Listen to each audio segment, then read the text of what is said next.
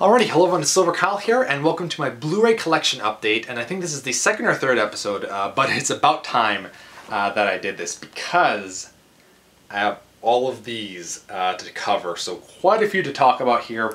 The pile just kept getting bigger and bigger, and I just kept putting it off, but finally I'm doing it, and this is the pickups of movies that I've actually watched. So there's another pile, another smaller pile of movies that I'm still, planning to watch, or there's a few TV series that I'm still watching. So I'll talk about those when I've actually seen them, because I just like to talk about the ones that I've actually seen. It's just, I don't know, I have OCD, don't question it.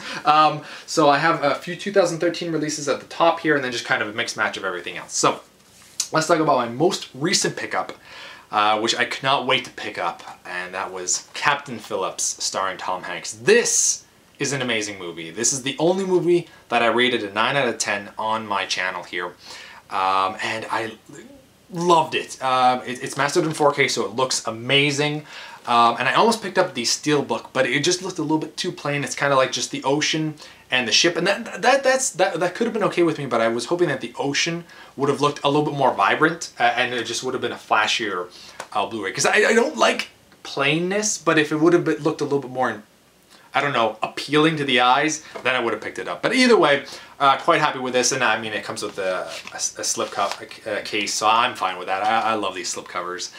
Just an amazing movie, though. Really, Tom Hanks steals the show. This is, in my opinion, his best performance that he's ever given, and I feel so bad that he got an Oscar snub. Like, the Golden Globes at least nominated him, and I think that he should have been nominated for Best Actor at the Oscars, if not won. I truly believe that this is, the best acting that I've seen from an actor from 2013. It's just so real, and especially the last scene at the end of this film, what he does, the emotions that he goes through, looks so authentic and so real that I don't know, it creates man tears. That's how good the acting is, and it just, Tom Hanks did a phenomenal job. I really wish that he would have been nominated at least.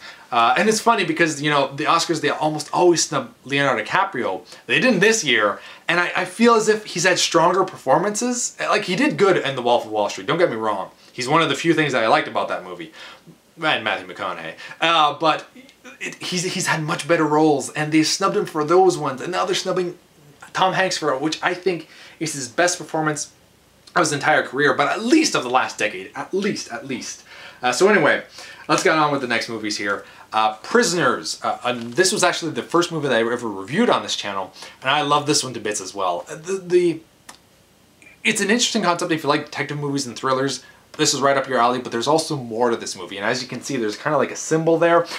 Here's the thing. There's like a little story at the beginning that, you don't think is related to anything, and then as the movie progresses, there's more layers that keep showing up, but you don't realize that they're happening until the very end, and then boom, just everything kind of pulls together, and there's so much more than just a regular kidnapping here, and that's what I love. The script for this was amazing because the story was just so well put together and well thought of to come together in the end. It's just great storytelling right there. Next up is another release that I was really looking forward to because it didn't play. This movie did not play anywhere locally for me, so I had to wait until it came out on Blu-ray, and that is The Place Beyond the Pines. But unfortunately, I didn't get into this movie. There's 3 stories here going. They all follow each other, but instead of just one main story, it's kind of like into 3 parts. And I was expecting more from the first part. I really thought that was what the movie was going to be about, and I think that if it would have continued, I would have enjoyed it a little bit more, because that's what I was expecting and that's what I was looking forward to, and I really enjoyed the first part. The second part, I was still okay. The third part, I didn't care for that as much, but there are other people out there that I know that really enjoy this, and I can see why. I can appreciate the storytelling from going from each part to the next and how they're connected, and I can get that. I can understand it. It's just not exactly for me. I wouldn't necessarily recommend this for everyone.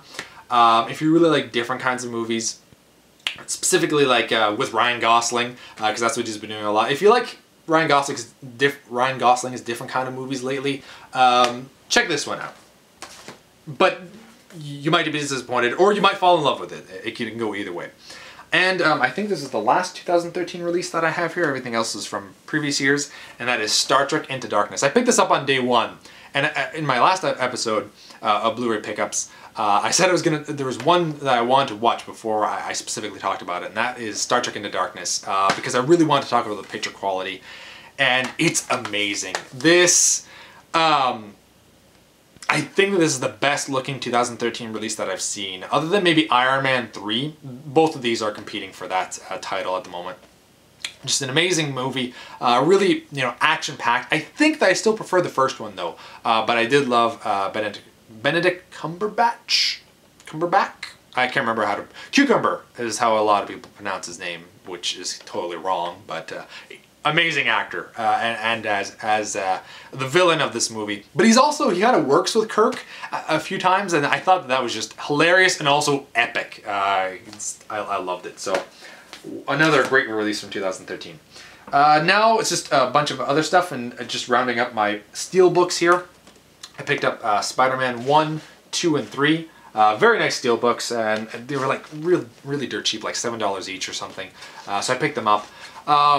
I prefer Spider-Man 1 and 2 over the new Amazing Spider-Man, but, the Amazing Spider-Man does beat the third one. The third one's still okay. It's not amazing, but there are some good parts in it, and I think it just gets, crapped on a little bit too much, because the parts where he's Venom Spider-Man, and he's fighting Sandman are freaking awesome. Like, those are good stuff. It's just when he's Peter Parker, emo Peter Parker, it's not very interesting. Another movie that I picked up, which I can't exactly recommend it for everyone, but that is Carnage, starring Jodie Foster, Kate Winslet, Christoph Waltz, and that's the reason why I picked it up, and John C. Reilly. Basically, what it is it's two sets of parents getting together and having a meeting because their sons got into a fight. And what's funny about it is it takes place all in one of their homes, and they don't leave there, and these are the only 4 characters that you see. Well, you kind of see the sons at the beginning, but anyway. And at the beginning, they're trying to be like civil and, we'll get together and we'll try to resolve this ourselves and not involve anybody else and just, be responsible adults. And as the story progresses, they just keep becoming worse and worse and screaming at each other and acting like children themselves. That's the thing about this movie. But it's not for everybody. Like, it's you have to be in the right mood for it, but you also have to be okay with just people talking and arguing, and that's all it is. That's all it is for like an hour and a half. It was okay. I enjoyed it. Jack Reacher with Tom Cruise. I hadn't seen the movie before, and I saw it for I think on Boxing Day, really cheap, so I picked it up. Loved it. This is a great movie. I can really see also that it comes from a novel. Like, they included certain things that here where Tom Cruise's character would be talking. Some of the lines were just something that you would see in a book, and you rarely ever see that on film. I can't think of an example now, but I did enjoy those parts, and great character for Tom Cruise. I know that for the movie, I know that apparently he's not at all like, he doesn't look at all like the character from the books, but apparently his how he approached this role, he nailed the character. So, and that's what the author wrote. So I mean, I enjoyed his character. He's just like, he's an ex military police, and so he only investigates, military investigator, but he's gone off the grid now, and he only takes up cases where he is interested, and he lives off the radar, and he only comes up, he's awesome, and he can take on tons of people. He was badass in this movie. And that's the kind of roles I like to see Tom Cruise in. Next up is Cliffhanger with Sylvester Stallone. I remember enjoying this a lot more when I was younger, when I first saw it, but I was only like probably 6. So, I mean, back then everything was awesome. Teenage Mutant Ninja Turtles Part 3 was awesome back then. I'd probably enjoy Transformers 2 back then. It's not bad. Actually, a lot of the stunt work in here was really cool. I didn't know that all the stunt work was that, I don't know. I did not expect the stunt work to be that awesome in this movie. The story's kind of plain.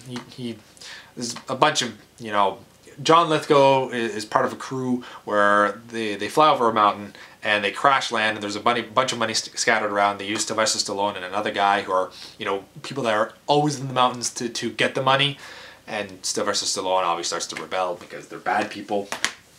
Classic good guy versus bad guy movie.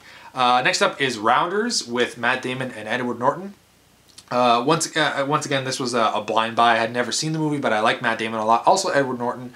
And it's about poker. You can't lose. It's good. It's not amazing. It's not my favorite poker movie. I don't necessarily know what is. But I know it's not this one. And it was okay. I guess it scratched an itch. And just not amazing. Damon was good in it. So was Norton too. But next up is Harrison Ford Patriot Games. I picked this up because after seeing Jack Ryan, I really wanted to show my girlfriend, you know, other Jack Ryan movies, and this is my favorite one. So I had to pick it up. I've seen this movie like 30 times, over 30 times. My brother said that it was a good movie the first time he watched it. Like the first few times that we had seen it, because we would go to our cottage in the summer, and we would pick, you know, between like 50 movies, and every night that it was my turn, I would always pick this movie like once a week. So like for like, it's just nuts. So he was like, it was really interesting at the beginning, but at the end, like, man, I just knew every line from it, and he didn't like it anymore. I still love it, and the replayability is just amazing on this one. Sean Bean is the villain. I mean, what more can you ask for? And another Harrison Ford collection, and I'm very happy to finally have this. Like, this is just, I was so angry that this wasn't in my collection until now, but I'm glad I picked it up. I got it for like $30, so probably the lowest I've ever seen it, and that would be Indiana Jones: The Complete Adventure. This is all 4 movies. A great set here. Like, this is just beautiful. You know, it's embossed. It sticks out a little bit. Feels nice. It feels, you know, it doesn't feel cheap at all. Even the back here with the map. You open it up, and it's all the discs, like all the artwork. That's just amazing. I love collector pieces like this that just make it that much more worthwhile being in this, you know, having this hobby. And Indiana Jones, the first one is my favorite by far. I love that movie. One of the top best movies of all time. Just such a good directional approach to the movie. Also by Harrison Ford, like, he's the perfect Indiana Jones. Second one is okay, not amazing, but still, you know, you get your B-movie Harrison Ford Indiana Jones hook from that. Third one is probably my second favorite, with Sean Connery as the father. Still not as good as the first, though. The first is just untouchable. And then the fourth one. Now, the fourth one with the aliens, yeah, a lot of people didn't like it. They didn't like Shia LaBeouf. I get that, but I didn't mind it that much. I love aliens, so that like I was super intrigued. I really enjoyed the crystal skulls, and I like the fact that they made Harrison Ford actually old in the movie. Like he would sometimes miss, and that just added comedy to it. That he was this older guy, you know, not in his top shape, but he's still doing what he has to do. And Indiana Jones, and the way that Harrison Ford plays that character is that he kind of just stumbles into a fight, and he has to scrape by. Like, he's so good at doing that. You know, everybody else gets into a fight and they're ready to fight. He gets into a fight and he's like, oh God, I'm in a fight. What the heck do I do? And he kind of knows what to do, but he's also stumbling a little bit, and he makes it look as if he's not like the best fighter, but he's scraping by the, you know, the edge of his teeth. Like, he's just barely getting by, and that's what I love about it.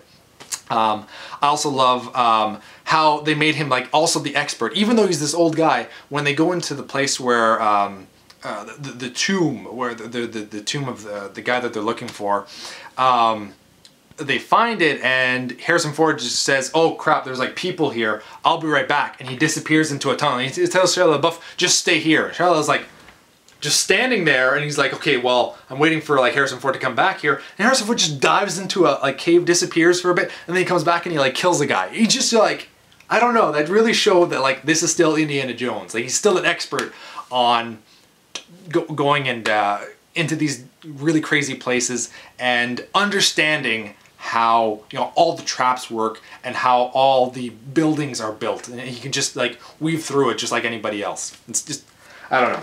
I still love the fourth one. Maybe liked is a better word. But first one is my favorite, then the third, then the fourth, and then the second. Second and fourth are close, but I like the fourth one just a little bit more. It's gonna be a long video, isn't it? Sorry about that, everyone.